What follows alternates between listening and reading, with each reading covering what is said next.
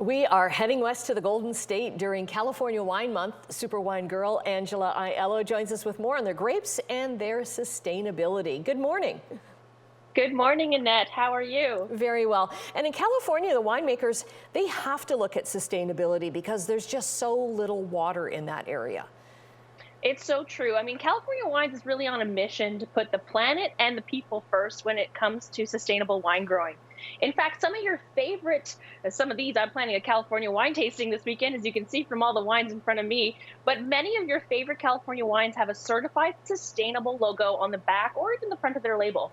So with over 4,200 wineries are family owned within California, they really do have to put sustainability first for everyone, the whole supply chain, people and the planet.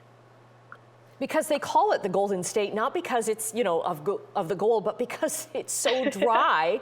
That's normally what the vegetation looks like. It's yellow. Yes, absolutely. I mean, actually, if you look at the Three-Finger Jack here, which is named after one of the cowboys that ran through the gold rush, which is kind of fun, known as the gold rush kind of area.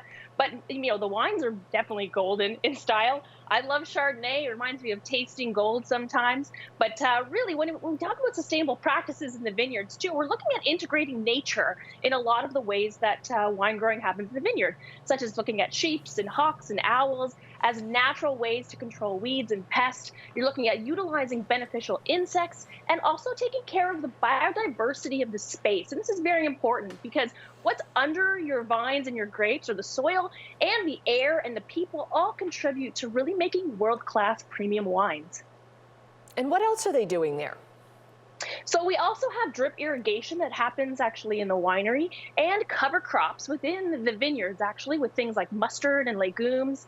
And so also they compost grape pumice and they night harvest grapes, which actually works to basically create energy and do the right things when it comes to energy. And then we've got solar power. So there's so much greatness happening in California from a sustainability perspective. Wow, and I bet their night harvests are a lot warmer than our night harvests for ice wine, aren't they, in January? Oh my goodness, I think there's every harvest is definitely easier than an ice wine harvest in Ontario. And so many different regions of California produce really different wines. Like one of my favorites is like the Russian River area. Oh, yes. We have the cooler climates like Russian River and Sonoma and Monterey. You also have, icon regions like Napa. You've got Lodi. We've got down to Santa Barbara. There's so many great ways to explore the state with wonderful wine styles as well. Chardonnay, like I said, Pinot Noir, and obviously the king, Cabernet. And what I also love about California is giving back. And this has been a big message of mine for the last couple of years. And I think it's really important. A lot of the wineries give back individually to their own charitable causes, but over $100 million is raised annually for the community through California Wines. What a great thing to support. Because for so many communities in that area, these wineries are their lifeline.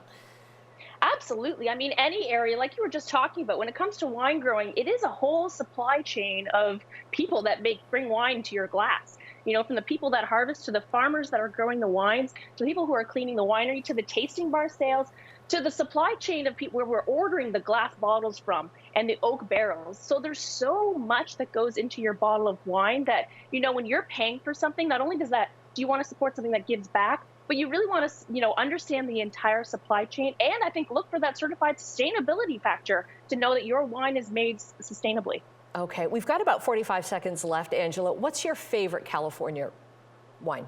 Well, I'm really drawn towards the Chardonnays because it is one of my favorite grapes. But honestly, California Cab is, an icon of the industry. So these are sort of my favorites. This is what I'm having my tasting party with this weekend. So we've got the Josh Pinot Noir. The Kendall Jackson Chardonnay is one of my absolute favorites.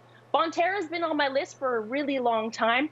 Francis Ford Coppola. I love the White Diamond collection as well. Their winery is also really cool, a great one to visit if you're heading to California this season. So many favorites, and we'll get the list, and you've got all the great details up on your blog and your socials.